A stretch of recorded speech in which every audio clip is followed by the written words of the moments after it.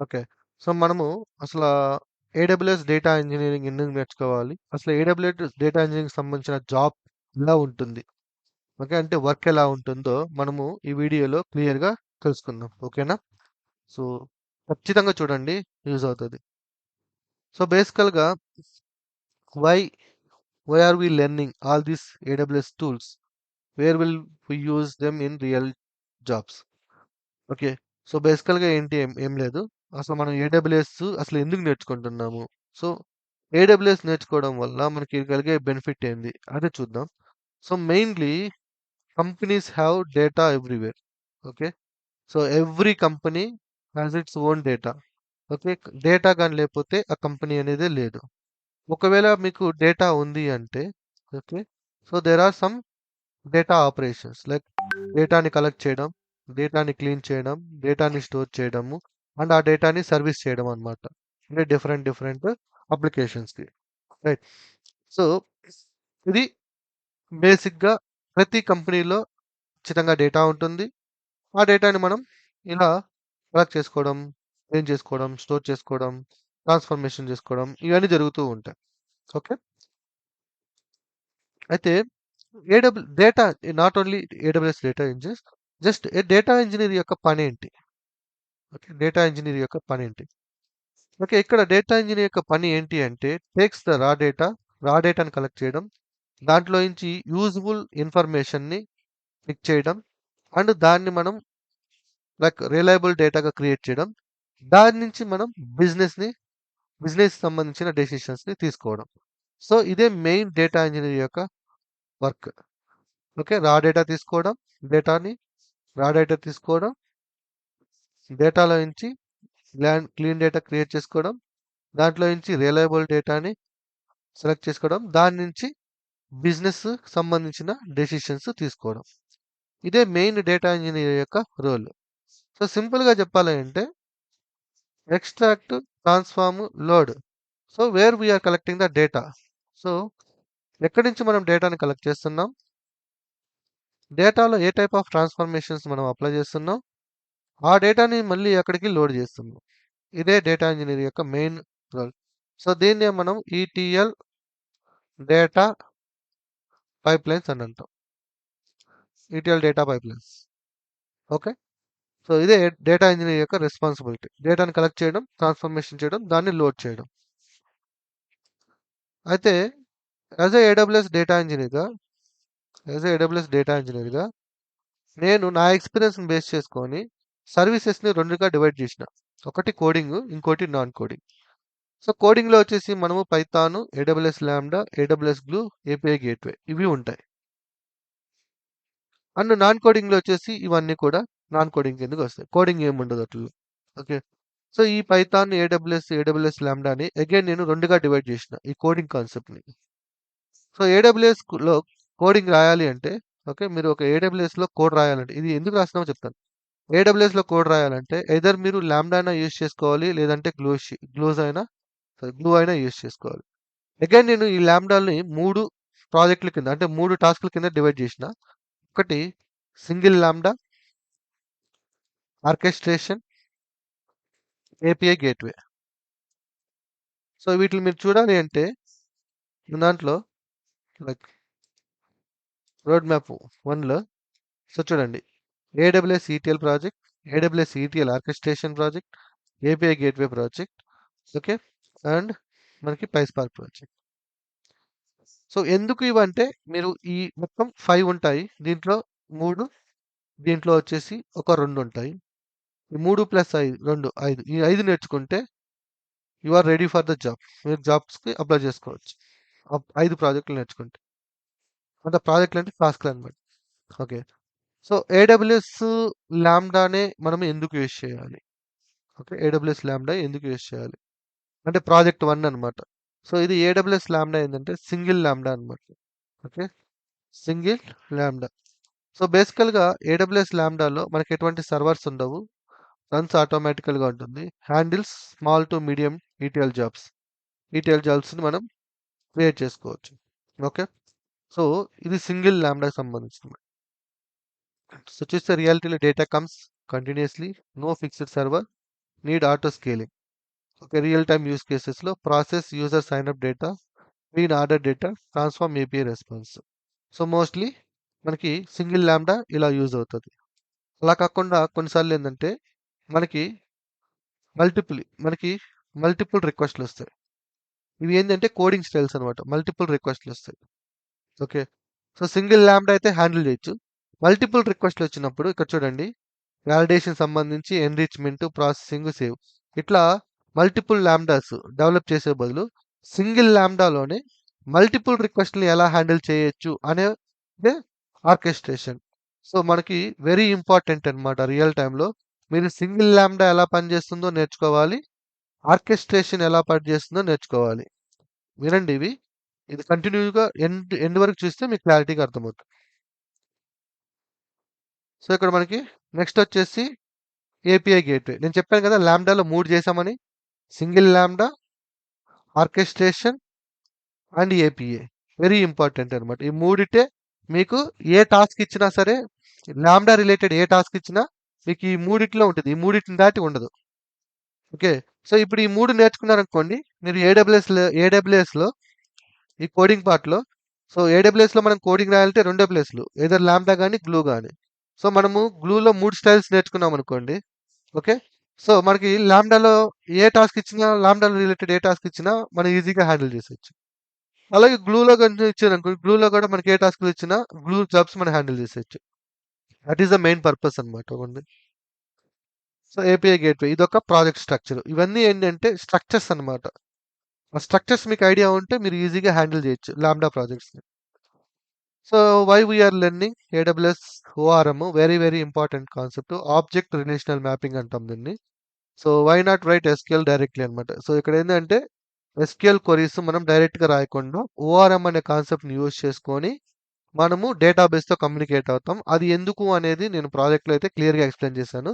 So కంపల్సరిగా మీరు ఇది నేర్చుకోవాల్సింది. ఓకేనా. సో చూడండి ఇక్కడ ప్రొఫెషనల్ కోడింగ్ స్టాండర్డ్ అని, డేటాబేస్తో కమ్యూనికేట్ అవ్వాలి. ఓకే, సో ఇదొకటి. సో ఇక్కడ వచ్చేసి మనకి glue and PySpark related projects ఉంటాయి. సో ఇది నేర్చుకోవాలి. అదే నేను మొత్తం 5 చెప్పాను కదా, అవి 3 స్టైల్స్. ఇప్పుడు వచ్చేసి గ్లూ అనమాట, గ్లూ రిలేటెడ్ అనమాట. సో ఈ 5 స్టైల్స్ మీరు నేర్చుకుంటే మీకు ఓకే, డేటా బ్రిక్స్ నార్మల్, ఇది వచ్చేసి జస్ట్ ఒక ప్లాట్ఫామ్ అంతే. ఇది ఒక ప్లాట్ఫామ్ అంతే మనకి, platform to create the spark jobs. So what freshers. Okay, so బేసికల్గా పైన 3 నేర్చుకుంటే ఏం చేయొచ్చు. అదే 5 స్టైల్స్ చెప్పాం కదా. సో ఏడబ్ల్యూఎస్లో మనకి ఓన్లీ 2 ఏరియాస్ ఉంటాయి coding styles, coding areas, lambda కానీ గ్లూ కానీ. ఓకే, సో ఇప్పుడు ల్యాంబ్డాలో 3 స్టైల్స్ నేర్చుకున్నాం, గ్లూలో 2 స్టైల్స్ నేర్చుకుంటే ఏడబ్ల్యూఎస్లో మీరు ఏ ప్రాజెక్ట్ ఇచ్చినా ఈజీగా హ్యాండిల్ చేసేస్తారు. ఆ స్టైల్స్ అన్ని మీ దగ్గర ఉన్నాయి కాబట్టి. ఓకే, సో అయితే ఇది వీటిని ఎలా అర్థం చేసుకోవచ్చు అంటే, let's consider this a big project. ఇది ఒక health care data processing architecture అనమాట. ఇట్లా మీకు ఆర్కిటెక్చర్స్ ఇస్తారు. ఓకే, సో చాలా మంది స్టూడెంట్స్ అడిగేది ఏంటంటే ప్రాజెక్ట్ అంటారు. ప్రాజెక్ట్ అనేది ఒక పర్సన్ చేయడు. ఓకే, ప్రాజెక్ట్ ఒక పర్సన్ చేయడు. ఆ ప్రాజెక్ట్లో సింగిల్ స్పేస్ మీకు ఇస్తారనమాట. ఓకే, సింగిల్ టాస్క్ ఇస్తారు, అంతేకాని ఎంటైర్ ప్రాజెక్ట్ మీరు డెవలప్ చేయరు, అవ్వదు కూడా. ఎందుకంటే ఇప్పుడు ఒక ప్రాజెక్ట్ డెవలప్ చేసుకోవడానికి మినిమం మనకి 200 పీపుల్స్ని హైర్ చేసుకుంటున్నారు. నువ్వు ఒక్కడే ప్రాజెక్ట్ చేసే పని అయితే రిమైనింగ్ పర్సన్స్తో మనకు అవసరం లేదు కదా. సో బేసికల్గా మీకు ఇంత పెద్ద ప్రాజెక్ట్, ఇది హెల్త్ కేర్ డేటా సంబంధించింది అనుకోండి. వీటిల్లో మిమ్మల్ని ఇక్కడ చూడండి, ఇక్కడ ఒక ల్యాండా ఉంది, ఇక్కడ ఒక ల్యాండా ఉంది, ఇక్కడ ఒక ల్యాండా ఉంది. ఓకే, మిమ్మల్ని ఈ టాస్క్ దగ్గర కూర్చోబెట్టచ్చు, లేదంటే ఈ ఏరియాలో కూర్చోబెట్టచ్చు, లేదంటే ఈ ఏరియాలో కూర్చోబెట్టచ్చు, లేదు అంటే ఒకవేళ ఇక్కడ బ్యాచ్ ప్రాసెసింగ్ ఉంది, ఈ ఏరియాలో కూర్చోబెట్టచ్చు. ఓకేనా. అంతేగాని ఎంటైర్ ప్రాజెక్టు మీ చేత చేయించరు. ఓకే, సో ఇప్పుడు ఈ ఇంత పెద్ద బిగ్ పిక్చర్లో మనకు కోడింగ్ ఏరియాస్ ఉన్నాయి. ఆ కోడింగ్ ఏరియాస్ని మనం కవర్ చేసాం. సో మీకు ఎక్కడ ఇచ్చినా సరే ఆ కోడింగ్ ఉంటుంది కాబట్టి మీరు ఈజీగా హ్యాండిల్ చేసేయచ్చు. అంటే మన ట్యుటోరియల్ కానీ చూసినట్లయితే మీ దగ్గర 5 స్టైల్స్ ఉన్నాయి కాబట్టి 5 స్టైల్స్లో అవి దాటిపోవడానికి ఛాన్స్ లేదు ఖచ్చితంగా. సో వాటిని యూజ్ చేసుకొని మనం ఇక్కడ డెవలప్ చేసుకోవచ్చు. ఓకే, మొత్తం అయితే ప్రాజెక్ట్ మొత్తం మిమ్మల్ని చేత చేపించరు. మీకు ఒక పీస్ ఆఫ్ కోడ్ మాత్రమే ఇస్తారు. అది గుర్తుపెట్టుకోండి. ఇక్కడ చూడండి PySpark రిలేటెడ్. ఓకే. ఇక్కడ S3 రిలేటెడ్. ఎక్కడైనా ఒక ఏరియాలో కూర్చోబెడతారు అంతే. మొత్తం చేపించరు. ఇది క్లియర్ కదా? సో బేసికల్‌గా ఏడబ్ల్యూఎస్ డేటా ఇంజినీర్స్ యొక్క రోల్ ఏంటి? ఎక్స్ట్రాక్ట్ చేయడం, ట్రాన్స్ఫార్మ్ చేయడం, లోడ్ చేయడం. సో మీకు ఏ పీస్ ఆఫ్ కోడ్ మాత్రమే ఇస్తారు. ఓకే. ఆ పీస్ ఆఫ్ కోడ్‌ని మీరు వర్క్ చేయాలి. అండ్ ఏడబ్ల్యూఎస్‌లో మనకి కోడింగ్ అండ్ నాన్ కోడింగ్ ఉంటుంది. కోడింగ్‌ని మనం 2 రకాలుగా డివైడ్ చేసినాము. Lambda glue. ఈ లాంబ్డా గ్లూకి సంబంధించిన 5 ప్రాజెక్టులు మీరు చేసుకుంటే మీరు డైరెక్ట్‌గా ఇంటర్వ్యూస్‌కి అటెండ్ అవ్వచ్చు. ఓకే. సో ఇప్పుడు ఫర్ ఎగ్జాంపుల్ ఈ కోడింగ్ కాన్సెప్ట్ నేర్చుకోవడానికి మీకు ఒక 20 డేస్ పట్టిందనుకోండి. లేదంటే 30 డేస్ పట్టిందనుకోండి. ఈ నాన్ కోడింగ్ కాన్సెప్ట్స్ నేర్చుకోవడానికి మీకు జస్ట్ 2 డేస్ పడుతుంది. 2 days is enough. Non coding కదా! జస్ట్ థియరీ తెలుసుకోవాలి అంతే ఇది. ఓకే. రైట్. సో 5 ప్రాజెక్ట్స్ ఉన్నాయి. హ్యాపీగా చూడండి. సో ఈజీగా మీకు ఇచ్చిన టాస్క్‌లని మీరు చేసేయండి. సో మీకు అంత డౌట్ ఉందా? చూపిస్తాను చూడండి. మీకు డౌట్ ఉంటే అవి కాకుండా ఇంకేమైనా ఉన్నాయేమో చూద్దాం. ఏడబ్ల్యూఎస్, ఈటీఎల్ ఆర్కిటెక్చర్స్ చూడండి మీరు. ఏ ఆర్కిటెక్చర్ అయినా చూసుకోండి. నేను చెప్పాల్సిన అవసరం లేదు. Any architecture you can select. So ఇక్కడ మనం ఈ ఆర్కిటెక్చర్ సెలెక్ట్ చేసుకున్నాం. ఓకే. స్లో చిన్నగా ఉంది. సో ఇది సెలెక్ట్ చేద్దాం. Open image. బ్లర్ ఒకసారి ఓపెన్ చేసి చూద్దాం.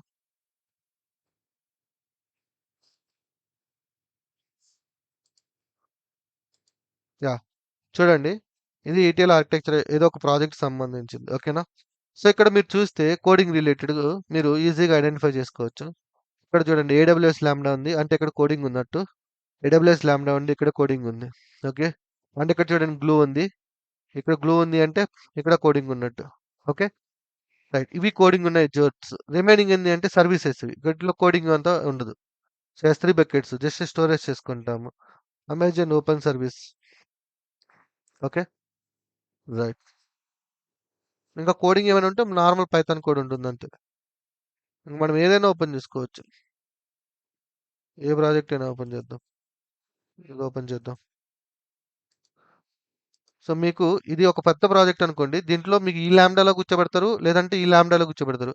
లేదంటే గ్లూ అంటే గ్లూలో కూర్చోబెడతారు. అంతేగాని ఇది మొత్తం మీరే చేయండి అని చెప్పి చెప్పరు. ఓకేనా? సో ఈ లాంబ్డాలో కూర్చోబెడితే దీని యొక్క ఇచ్చే ఇన్పుట్ ఏంది? దీని యొక్క అవుట్పుట్ ఏంది? అది మాత్రమే మీరు ఫోకస్ చేయాలి.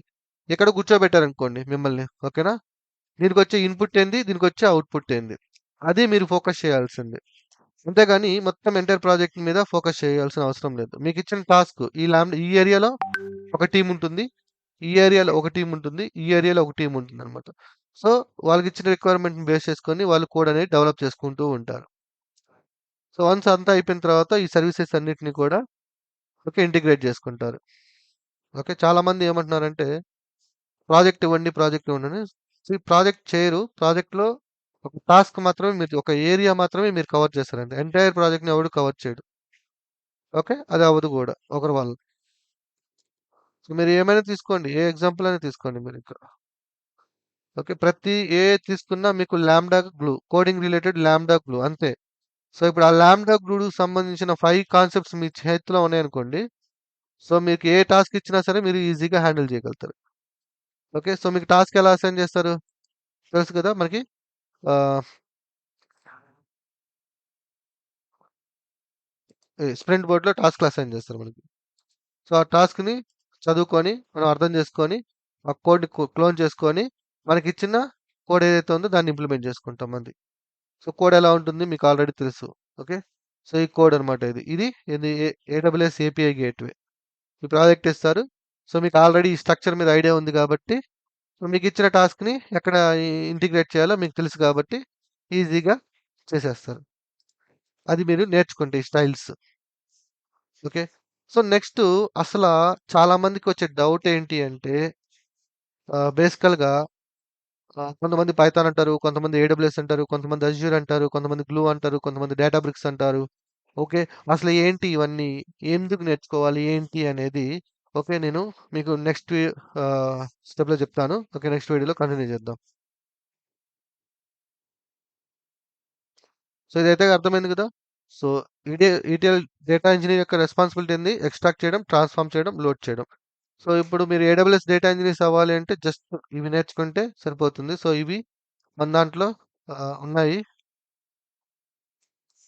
జస్ట్ మీకు 60 అవర్స్, కేవలం మీరు 66 అవర్స్ కానీ మీరు స్పెండ్ చేశారు అంటే మీకు ఎంటైర్ ఏడబ్ల్యూఎస్కి సంబంధించిన కోడింగ్ నాలెడ్జ్ అంతా మీ దగ్గర ఉన్నట్టే. 66 అవర్స్, ఈ జస్ట్ 66 అవర్స్ స్పెండ్ చేస్తే మొత్తం వచ్చేసినట్టే మీకు కోడింగ్ అంతా. ఓకేనా? సో నెక్స్ట్ చూద్దాము. అసలు చాలా మంది మాట్లాడుకునేది ఏంది? పైథాన్ అంటారు, పైస్పార్క్ అంటారు, గ్లూ అంటారు,